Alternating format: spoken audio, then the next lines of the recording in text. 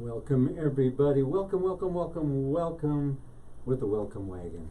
That's right, the Welcome Wagon here on KUHSdenver.com.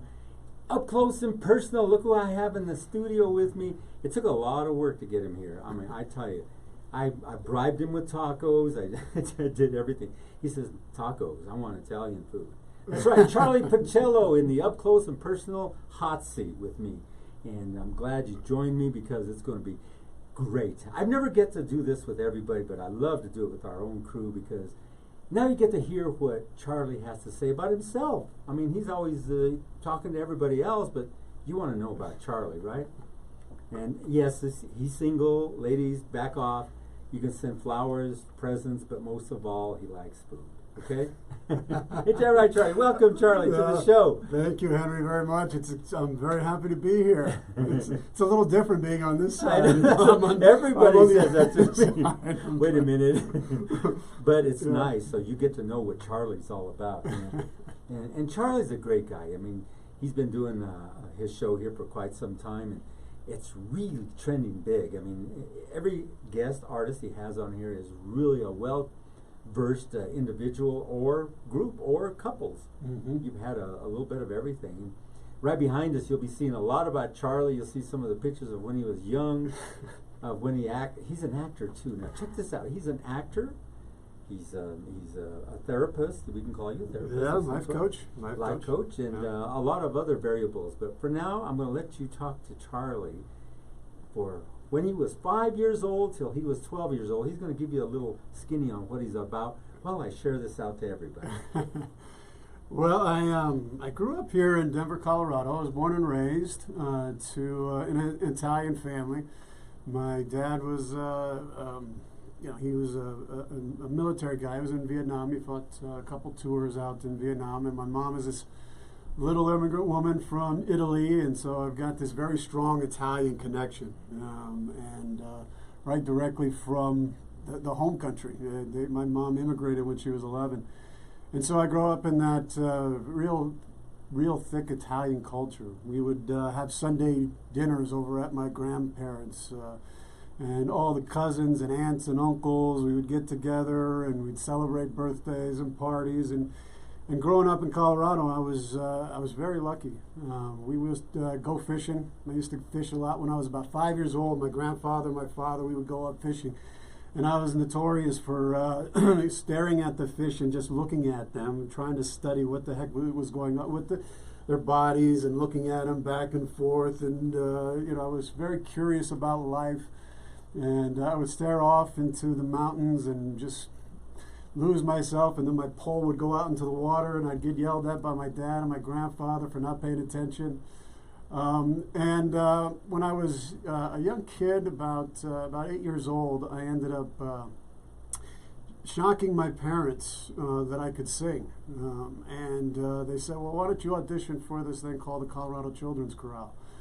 So I ended up auditioning for the Colorado Children's Chorale and got to tour the country, got to tour the western United States, the southern United States, and the midwestern states. And I got to learn as a young kid, very fortunate, to see how other places in the country were and how other people lived and had these extraordinary experiences there with that group. And it kind of ignited my artistic love of the arts and theater, and got a chance to sing in 2 operas when I was a kid. I got to sing in Carmen, Puccini's La Boheme and Bizet's Carmen.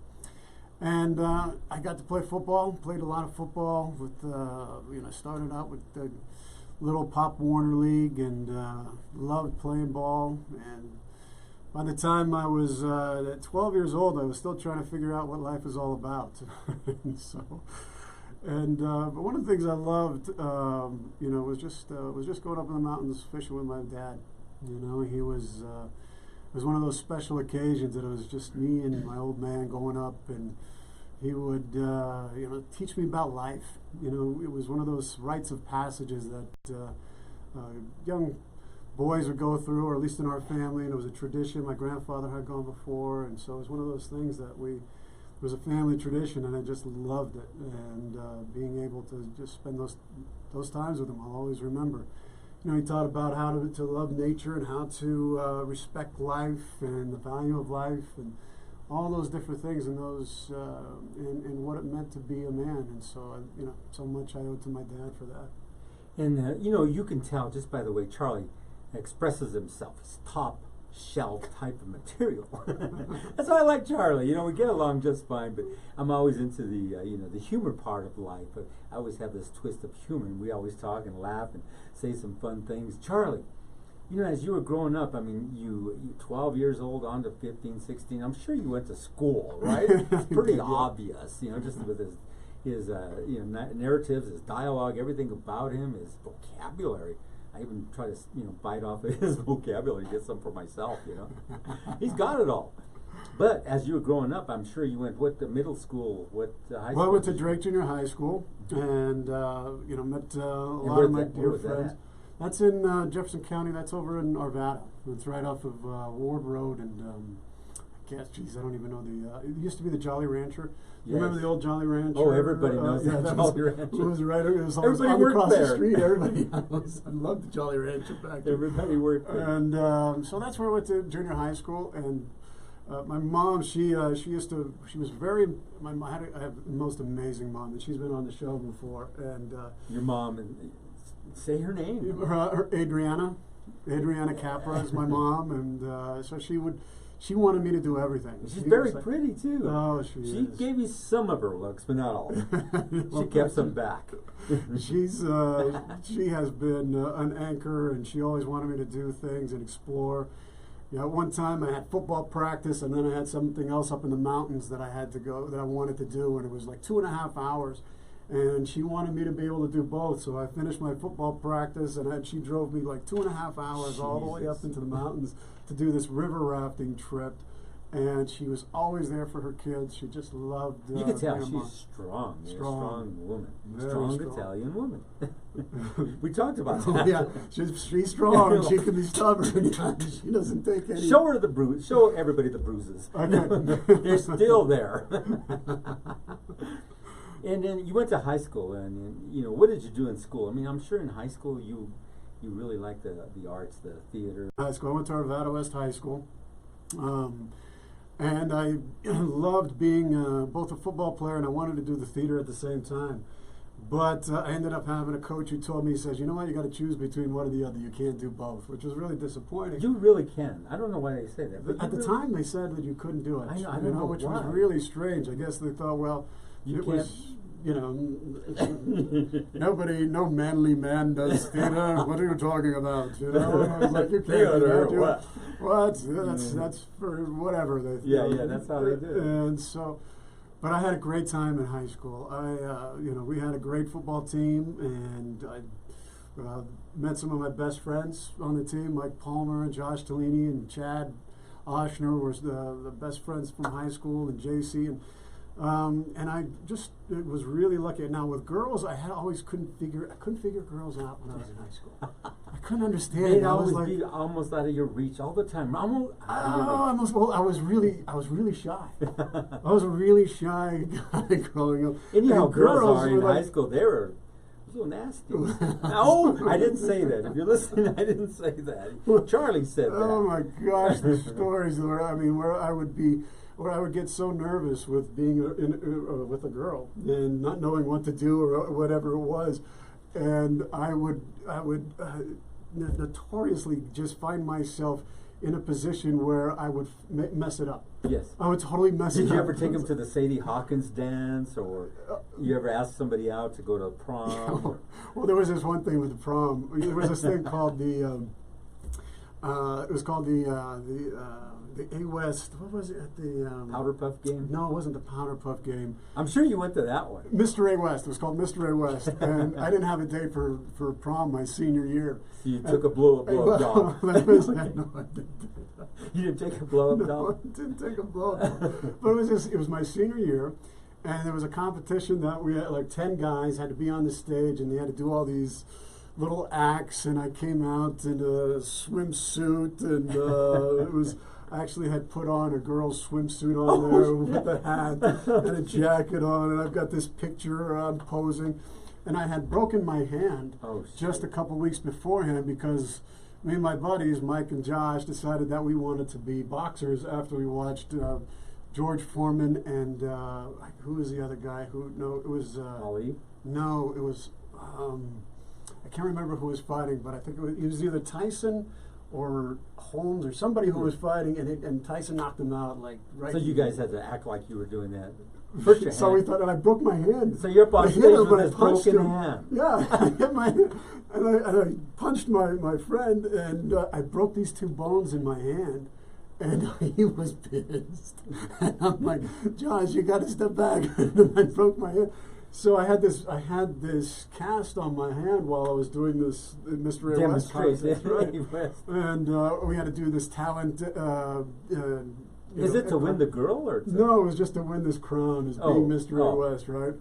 And I did a song with Madonna's "Like a Virgin" at the time, and I was dancing, and oh my gosh! And I made it to the finals, and they decided. Well, they were asking me a question. I didn't know what the answer to it, so I asked in front of the entire audience if somebody would go to the prom with me because I didn't have a prom date at that time. So, And that's the way it ended. well, that's the way it ended. I ended up, somebody else won the contest, but it was so much fun. Now, We had a great time. scholastically, how were you? Scholastically, I love to study. I love to See, read. you I could love tell by his that. show. Yeah, I love learning. I love knowledge and things about wondering about people, what makes people tick. I always curious about history. History was one of my favorite subjects. The Rome and The Rome and all that stuff, and that was stuff that I carried forward. And I ended up getting a scholarship to go to the Air Force Academy. ooh, we're gonna get to that Yeah. too. We're gonna get to some really good stuff here as we continue on. And the Air Force Academy is not easy to obtain a admission to the academy. Right. And for you to get one, that's pretty awesome. Were you an ROTC or anything? No, I wasn't. It was a football scholarship. Football scholarship? Yeah, I got a football What position scholarship. did you play? Every. No, I played inside linebacker. Oh, Jesus. For your size? Yeah, I know. Jesus. I was like, You get clobbered. Okay, well, you know what? It was like I had a heart. I didn't have I didn't have size. I obviously didn't have size. And there's a lot of football players in the Yeah. NFL who actually use the heart. Right, And they play with heart. I had to play with heart, and we ran my senior year in high school. We ran what was a 6-1 defense, which was insane. And Jesus, because go I on. was responsible for Anybody everything who 3 got yards back. to 3 yards all the way, and I was just me. And I was the guy that was in the middle, and I ended up. I think I had the most tackles that year. I think I'm still on their for most tackles, or at least on A West's or one of the like number 8 or number 7 for lead tackles. And anyway, so that's what ended up getting me the scholarship, was because I had such heart, and they were looking for little guys that were shorter at the academy you could play, and I thought I could play Division I football. No. It was- They kill you. yeah, well, That would give you. but that the young kid that I was, thought he could play it. You know, you and- could. You did. The little train that could. So I ended up, there was a football recruiter from the academy who saw some of the tapes and was like, who is that guy playing? And he found out it was me, and he ended up recruiting me and got me into the academy. And I went to the Air Force Prep School first because it was like a redshirt freshman year for me. And then after that, I went straight into the academy. And that's what's awesome about it. Now, tell us about it. Now, you're in the academy now. Yeah. Now, we got to know about this. This gets really good.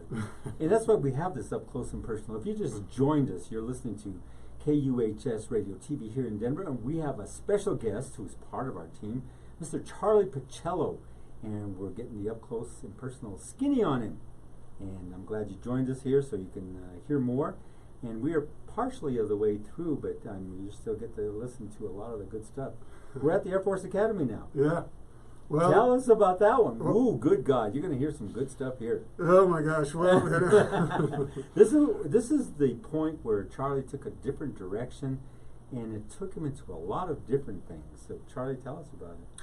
well, it took me. Going to the academy was a challenge. It was. I met some of the best people there. Some of the people with who really had a sense of courage and valor and wanting to serve their country. And it was tough. You'd be, as a freshman, you'd be running around, and I kind of resisted and rebelled against all the fourth class year.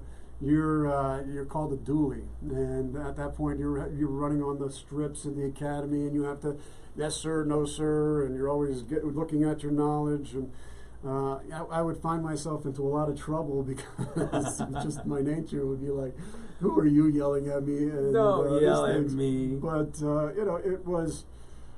You bonded with the football guys. That's who I was, connected to. But all the guys that I worked in Squadron 11, that's what I ended up being with.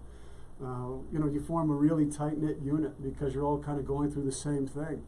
And one of the things that we do in our sophomore year, or at least at that time, was we did SERE training, which was survival, evasion, resistance, and escape. And that was training for you to be able to learn how to be able to handle if you got shot down on enemy lines. How are you going to learn how to survive? How can you? That is not easy. No, it's not easy, and you had to learn from some of the best people in the country who knew how to do that. And talk your way out of situations too. Oh my gosh! Yeah, well, that was no. Please. Here's some money. There you go.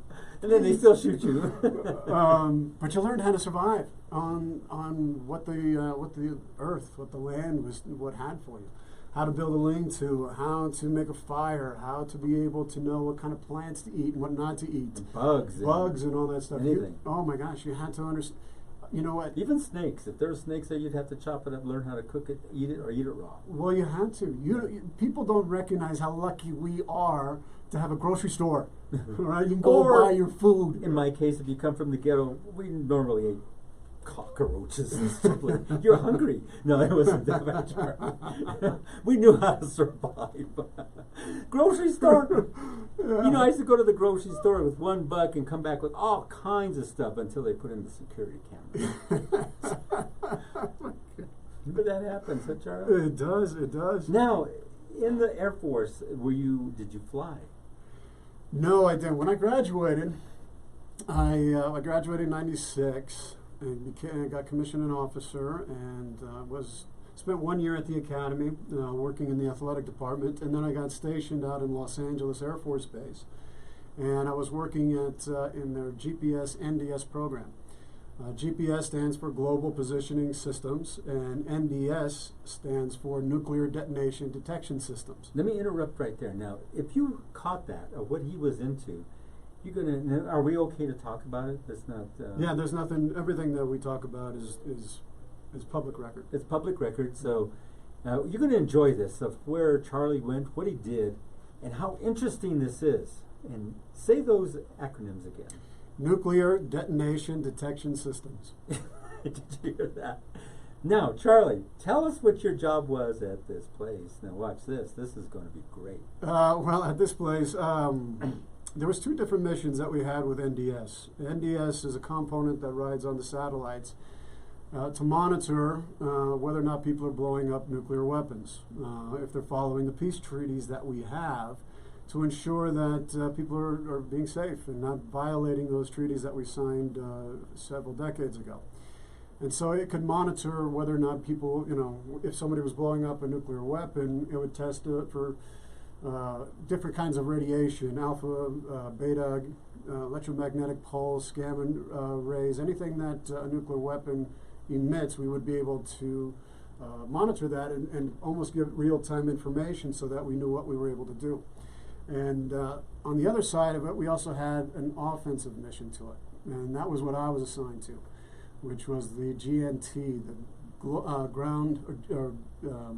GPS Nuclear Detonation Detection Terminal.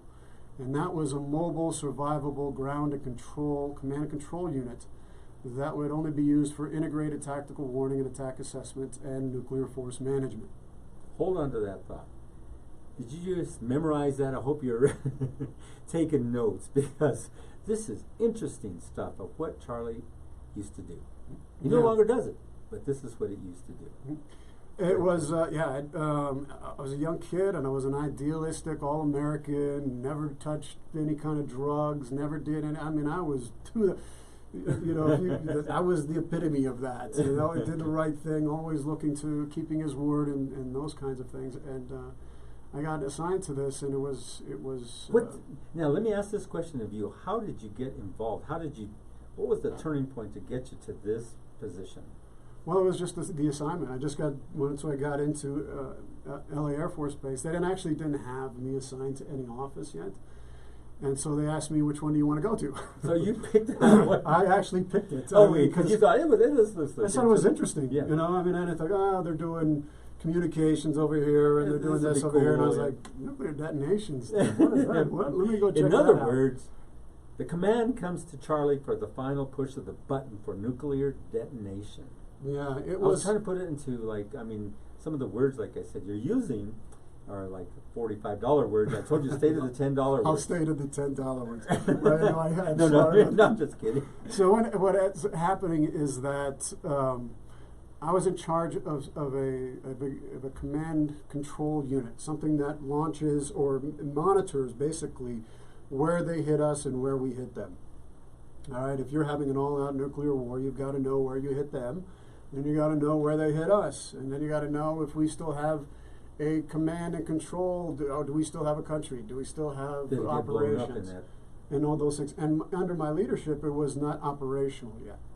And by the way, all this stuff is public record. You could see it. I'm not saying anything that's, and I wouldn't say anything that's classified. So it was under my leadership that this became operational. I had to get all the major players on board with this thing. And we were doing all these testing while I had a team of 20 people, operators, scientists, and contractors.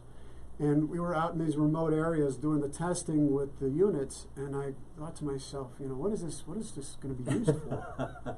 And I kept looking around and imagining to myself, why were we doing this? I didn't understand why we were doing this.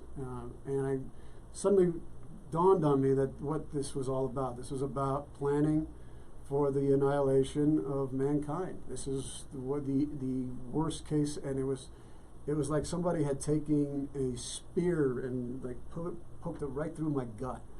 Knowing that could happen, and you would be in charge of trying to have some control. Well, it was like there was something that I was participating in that violated my conscience. See, and that's this message that he just gave you right now leads him into his next position. Yeah. And that took you to where? After a while, you developed problems. Well, after that, I developed because I started waking up with nightmares of nuclear apocalypse, burning bodies, of people screaming. I would be frozen in my bed, sweating, waking up in these terrible sweats. I would be haunted by this, and then I slowly started to descend into this moral and ethical and spiritual crisis of what's the point? What's the point of living a good life? And you knew because of all this equipment you were around, all the type of people you were around, and who you were communicating with, brought you to that. Yeah. And then it took you to what? Well, and then it took me down a really dark path, which is part of the, it led and you me heard it here first on KUHS. Yeah. This is stuff that you don't get to hear of Charlie, and you probably didn't know this about Charlie, and we get to share it with you. Yeah. Isn't this cool, Charlie? Yeah, it's about cool. You. Now, you don't have to. You look like you're still sweating. Dude. Well, no. I'm not going to say some of those things that you told me not to say. No, that's fine. I'm pretty much an open book. I really am. I think one of the things that we need in our culture, in our lives, is to be able to speak the truth. Yeah, isn't it? It's fun. It's you and I always we banter though. We banter on back and have a great time. But this is stuff that it's good stuff. It's really, really good stuff. And a lot of people don't know what other people go through or what their background entails and what they're all about. You're listening to Charlie Pacello's Up Close and Personal, and I'm moderating more of it. And then you went into what from there, Charlie?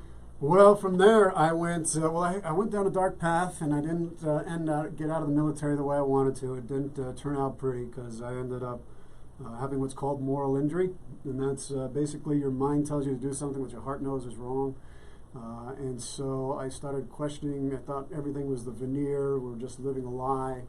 And I went down a path of alcohol and drug abuse and severe chronic depression, and just kind of went. I remember this moment, Henry, where I'm on this patio, and I've just become so disgusted by everything that I'm involved with, and not really having anybody to talk to about it, and waking up with these nightmares.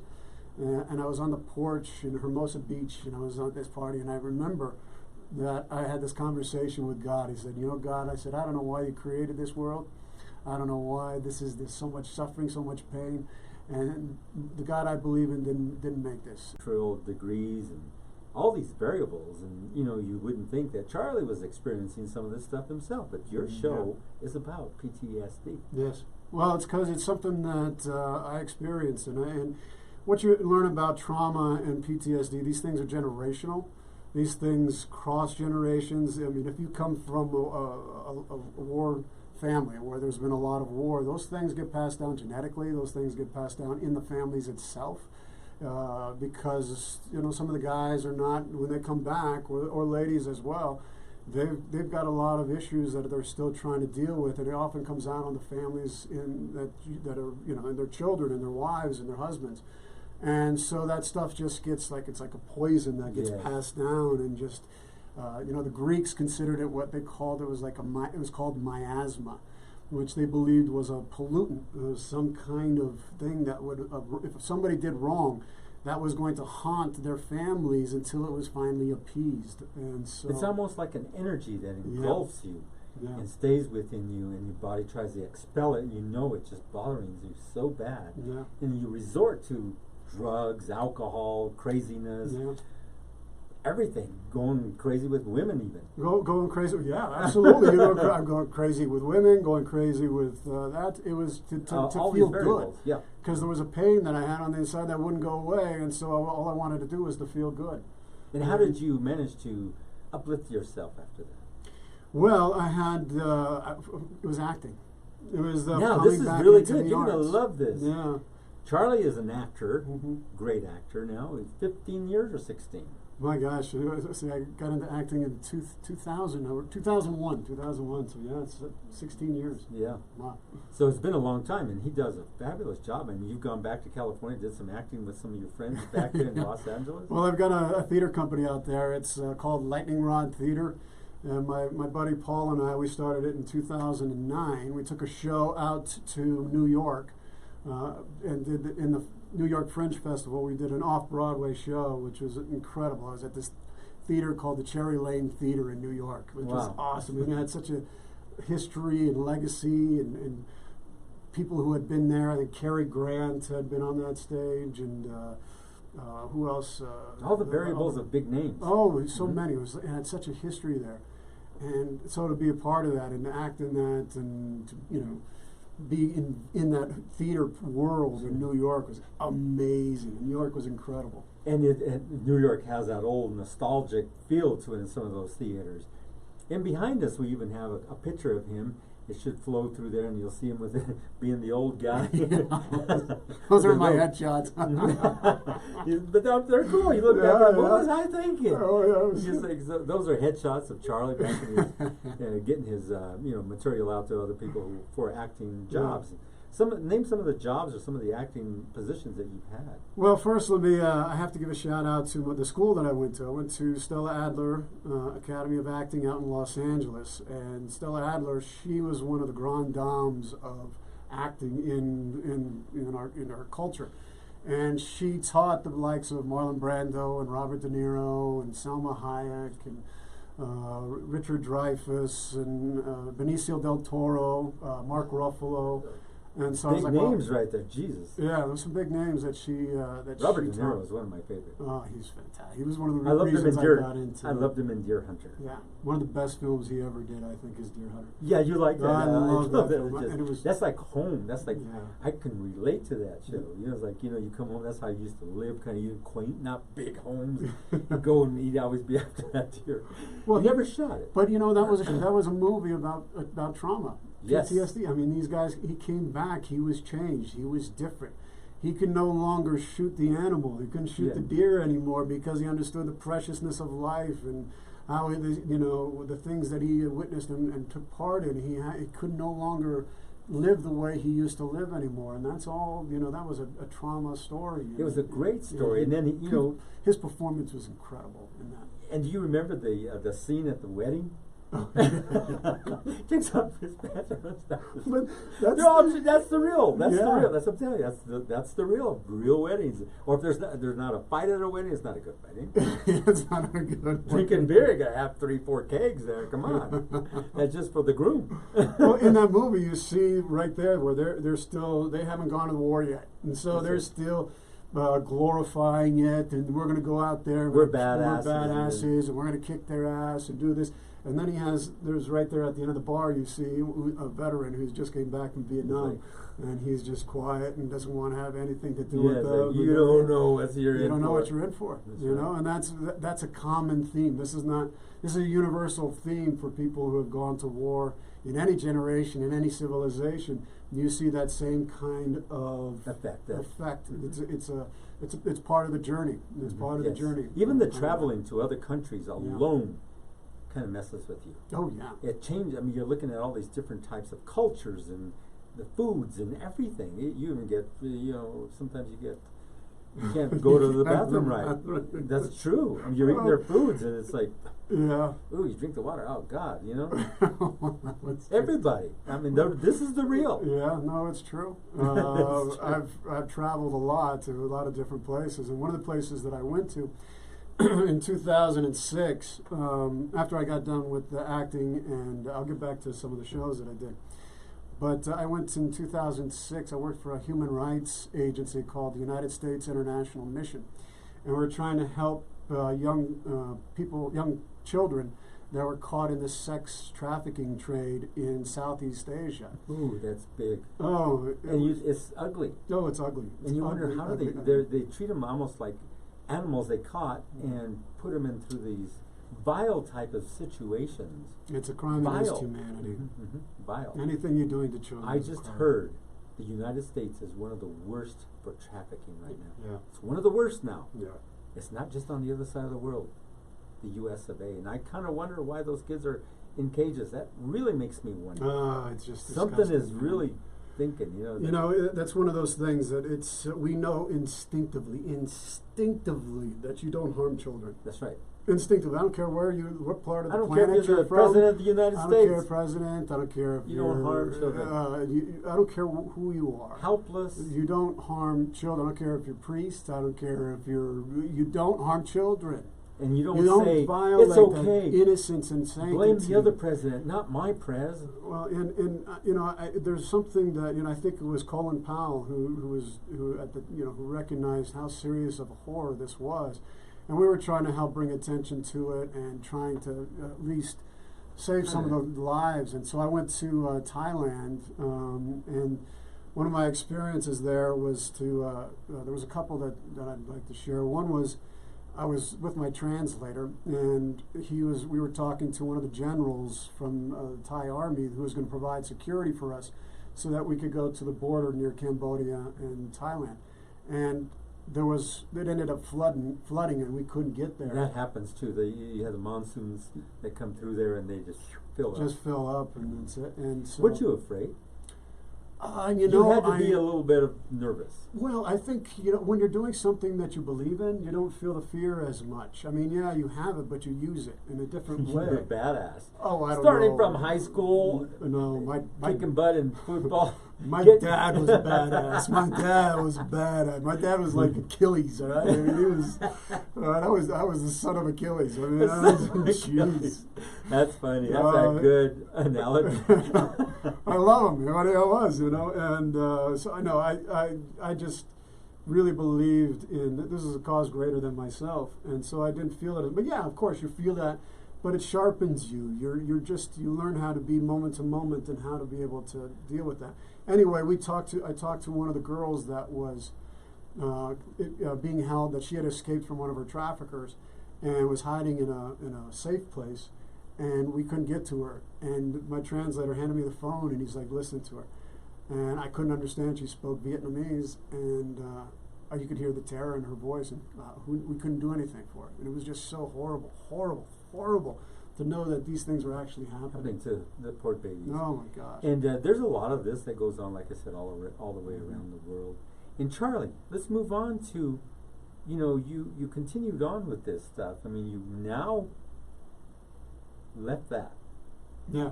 Okay, now what did you get into next? Well, I continued acting. I did.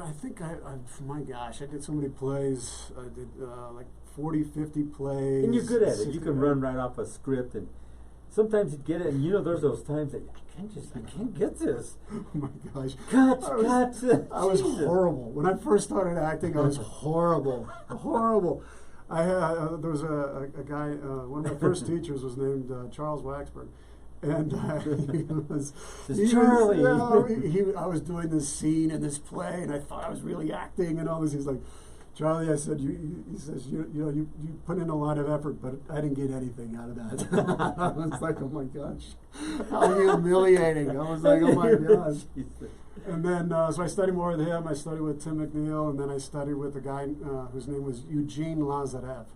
And Eugene was he was considered to be the Marlon Brando of Russia. Wow. He taught at he was the first one to perform The Streetcar Named Desire, which was Marlon Brando's famous role that made him famous.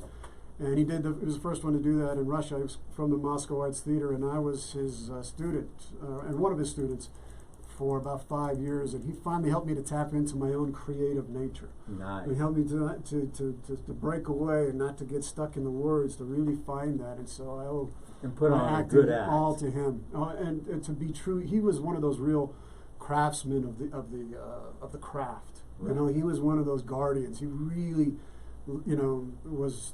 You had to get through his gateway to be a good actor. And it's like it was an honor to study with him. He passed away recently, but. The comedian, what's his name? He was like a natural actor and comedian all the way. What's his name? He just passed away. He suffered from PTSD too. Are you talking about Robin Williams? Robin Williams. Now, he had this natural thing about him where he could just take over. They had him at the School of Juilliard, and the guy had all his papers there to do the whole interview. He just says, forget it. Go ahead. Just ask. Go. He would do all these crazy things. He would just launch, and he was showing how to act. He would do his acting skills, his comedic skills. Everything about him was pure. Yeah. And he knew how to do it. Yeah. But he was suffering inside. Yeah. And so that's what happens a lot. And that's what Charlie's all about. Charlie, take us a little further, because I don't want to run out of time to get all I can out of you. I mean. Well, after that, I ended up, I was in a relationship for about 6 years, and it ended tragically in 2011. It was a dysfunctional relationship that we had, and so. I love the way you put it. Women, dysfunctional, it was toxic. Toxic. Damn women. Don't write into me either. I don't want to see no emails from you. And and there was a lot of stuff going on at that time. And anyway, it just ended tragically. And she left me unexpectedly, and I didn't see it coming. And so I opened the door to our apartment one night after coming home from work, and found all of her stuff gone. Wow. Just wiped out. It was like I had gotten robbed. That's like you did. Oh yeah. You're such a trusting man. You're so pure and polished, like I said. Yeah. And to have that happen to you, it's like, huh? It was traumatic. It was extraordinarily traumatic. They say the three things in life that can really hurt you is the loss of a job, the breakup of a marriage, or of a loved one breaking up with somebody, or a death in the family. Yeah. Those are three traumatic things, and that had to be traumatic. My God, well, it was extraordinarily traumatic, because it was like the air got sucked out of the room, and where she lived inside of me. Got pulled right out, and all this pain, all this agony, all this rage spewed forth. What did you do? I mean, you just stood there. Here's usually you usually accept that it's like a shock. You sit there like, wow. And then you finally realize. Then you start calling? Well, I started calling, and then I was on the floor grieving and crying, and then I turned into this raging lunatic. Seriously, I was like, it was one of those moments And I think we all have them in our life if we're honest with ourselves. Yeah. Those moments where you could hurt somebody. Yes. I could have hurt somebody at that point. Because you're so upset. You're hurt people. Yeah. Damaged people. Abused people. And I was hurt, and so I just locked myself in my apartment, and I made calls and said horrible things. Oh my God! And just it continues until you finally get grips. And then after that, what ended it was this profound grief, and I would stare at the walls for hours and hours and hours on end, day after day, week after week, breaking down into these uncontrollable sobs. I couldn't stop their heaving sobs. When I'd go to work, people would wave their hand in front of my face, and nobody was home. Lights on, no one home. No one home. And every time I came back to the apartment, I kept reliving the experience in its intensity at the same level over and over and over again. And I got what was called complex PTSD, which is a severe case of it. And if you just joined us, you're listening to the Up Close and Personal message from Charlie Pacello. This is great. You didn't know none of this, and with this series we're bringing it out, and this series has been great. I get a lot of emails. They says, God, that's great what you're doing. Everybody's saying, are you going to do another one? They're interested in what we're doing here with everybody at KUHS, but they want to know the backside. They really want to know the backside. This one's an interesting story of Charlie Pacello, Up Close and Personal, KUHS radio TV station in Denver. Now, Charlie's also got a show here on Fridays between 1 and 2. Every other Friday between 1 and 2. It's called The Council.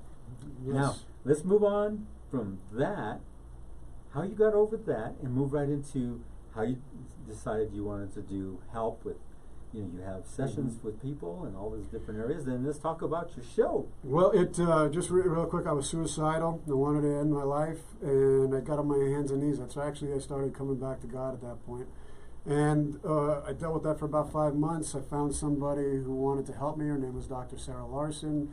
We started building a program together, and then I met a gentleman, Dr. Edward Tick, who helped me with the military part of it, and I worked with Soldier's Heart for at least 5 years and helping veterans. I got to travel. I've been on this healing journey, on this path, and recognizing all the different things. What happened in the relationship, what happened to me in the military, what happened when I was a young kid, and all these things started to come together. And I started to recognize that, all these experiences I had in my life could be of benefit to other people, and trying to help them. And so I started, I got a master's degree. I got a degree in psychology and theater. And listen to this. Now, if you want any kind of a push in your life, listen. Charlie's a perfect example of how you can help yourself. If you have all these issues or anything that's going on, you can always turn it around. You say, stop. Okay, I've got all these toxic things in my life.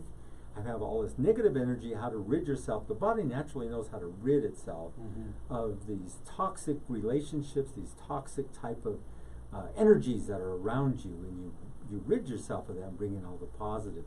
The people he's talking about, he's had on his show, and they're just fabulous people. I got to listen to some of his shows. I learned so much from Charlie and all his great guests. Now, let's talk about how your show started, how you got here, and some of the shows that you've been to, like you went to Las Vegas to speak. Yeah. It was a little different than you anticipated, but you still went there. You still got a lot of contacts, and you brought some of them here to your show. Absolutely. Well, a couple years ago, I came back to Denver. I came back because I had a broken heart, and I needed to get back and regroup with my family and get back to the roots, and needed the support. And I came here, and Henry offered me to do a show. He said, "Do you want to?" Because I was here. I did an interview with Dr. Lowell. Yes. And he allowed me to. He said, "Would you like to have your own show?" And I said, "Sure. I've never done one before. I've never done that." I recognized something. Charlie was shining bright to me, and it wasn't his head either. I don't know. I mean, it's he was just his dialect, just his narratives, his oration, everything about what he had written, everything he said. I thought, good God, that's some good stuff. Now, here's another thing that I thought was really special about you, Charlie, and you brought a lot of people into the show. One thing you brought, and I just want to touch on your journey. You got to get this priest who took you to Rome Yeah. to meet the Pope. I'm not kidding you. We had just started the show. I just started the show. And it was like, Yeah, I just started the show, and I invited the priest to come on because he had a story about the problems that were for some of the Christians in the Middle East.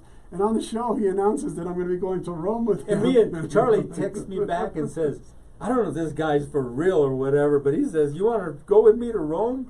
I go, if he's offering a trip to Rome, fuck. Oh, excuse me. I did not say that. Charlie said it. I said it. I totally said it. So anyway, I'm here in Rome, and I'm at the Vatican, and I'm sitting up there where all the diplomats and kings and queens, and there's the Pope. There's Pope Francis right there. And it was one of my Forrest Gump moments in life. Yeah, You know, like this is really happening to me. Like He looked around. I'm like, yes, I'm really here. He was waiting for the angels to be calling. He probably died and went to Rome. I'm walking up, and I remember walking up and seeing the Pope and looking at him over there. You got pictures. I got pictures, and I was shaking Touching. hands with him. Yeah. And we actually had one, during those things, it's only like a 15-second, hi, how are you, and then move on. And he and I ended up having this rapport, and I was with him for almost about a minute, just laughing and talking with him, shaking it. And I had this, immense connection with the Pope. At the Vatican. At the Vatican. You see this was journey that so- Mr. Charlie Pacello has gone on. I had to tell the story. And I'm glad you joined us here at KUHS to listen to the backside of Charlie Pacello up close and personal. Can you believe all this? A lot of people said, oh, he's not really with the Pope, he's with the Pope. He went to the Vatican. There was a lot of negative sides to the journey. There was one good side. You went to another country, and you kind of broadcast out of that other country when you were out there in Rome. Oh, Lebanon.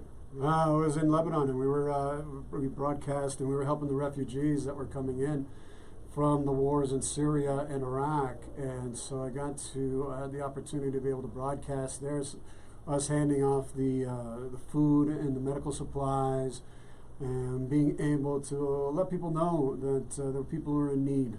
As being in service to others. You did so much. Yeah. I mean, this is just that much of Charlie Pacello.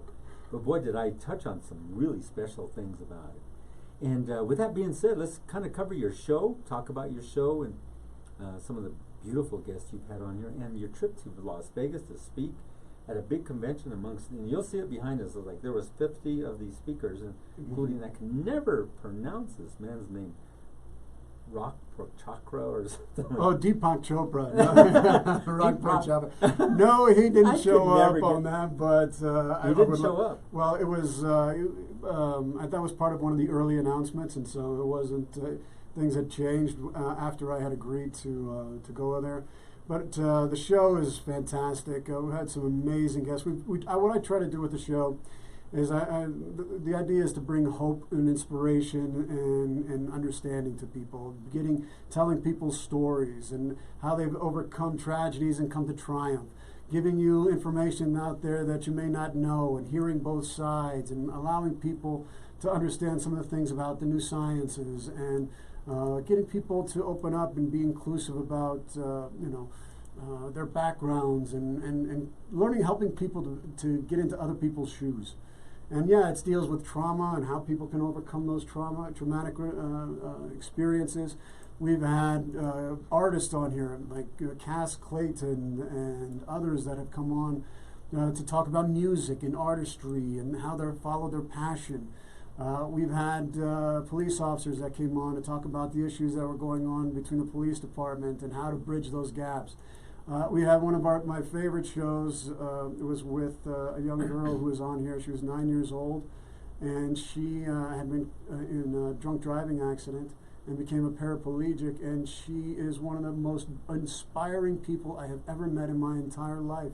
Her joy and her inspiration and her ability to communicate how precious life is was so humbling and so beautiful. And warm. And so warm. She generated so much so to everybody. much. It's like you think she acts like there's nothing wrong. It's incredible. And so the stories like that, and last few shows, there's some from the guests the people that I met in Las Vegas. These are people that are really trying to help others in understanding what it means to be an empath, and what it means to have energy and what energy all is and how that energy transformation can happen, and really getting into the sense of that we're a lot more than just our physical bodies, and how we can understand how to use that, and how we can heal ourselves by healing some of those patterns that we hold on to. One thing. Every situation is going to be different, and when I teach these classes, when I'm not here in the studio, these divorce classes are court-ordered, mandated classes for people who are going through divorce to help establish parenting plans for their children. And so it's a 4-hour course, and very often you're dealing with domestic violence and abuse and trauma and all these areas, and people are resistant to some of the things that you tell them. And so I get people very clear that, first I listen to them. I listen to what they have to say, and I listen to their stories. And then I get them to understand that you're never going to be able to heal. You will never, ever heal from anything as long as you continue to blame.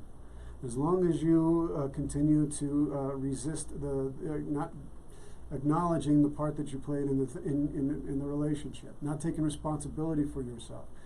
And that we don't, one of the things that I let people know is that liars don't heal. That's a good way to put it. Liars don't heal. And you can't keep lying to yourself. You can't, and it's hard. It's not an easy thing to do, and it is a process that you have to take. And then recognizing too that by not taking the responsibility for your own actions, you can't hold anybody else accountable for the things that they do if you can't hold yourself accountable to the same things. You just can't. And so recognizing that accepting responsibility. You've got to accept responsibility for who you are. That's right. And what you are all about and why you are, all those things. You can't continue to take credit for the good things and not take credit, not accept the bad things as well. You got to hear from Charlie Pacello here on KUHSdenver.com. We're going to hear more from him if he wants to come back for another sit down with us. There's so much to share. There is so much to share. We kind of try to bash this into just 55 minutes, but boy, that went by quickly. It does. It goes by quickly. And he just kept making sure I didn't pull out anything out of the ordinary. But he told me that there are certain things I don't want you saying. So some of it was, I would say, not edited, but censored. Well, it's very personal. There are things that you learn. You got to learn. Number one, I mean, I've experienced betrayal. In relationships, I've been deceived, I've been lied to, all those things, and we could get into those kinds of things. But the lessons learned is you got to be true to yourself. That's right. Number one, and nobody can be you. No one else can be you. And that was a hard thing for me to learn, to understand, to have that kind of self-esteem, to have that kind of sense of, you know what, I've got to take command of my soul. I got to take command of my thoughts. I got to take command of my words. And no one is responsible for that but me. No one is upstairs in my head that is making any of the choices in my life but me. And as long as I continued, and I was one of those people who kept blaming other people for the things, and so I kept living in that sense of them. It's them. It's her. She did this. He did that. I this. Oh, what's wrong? But. And it's not to say that those things didn't happen and those people didn't do those things. It's not minimizing that. It's just saying, all right, now what am I going to do with it? I can either stay stuck or I can grow and become better.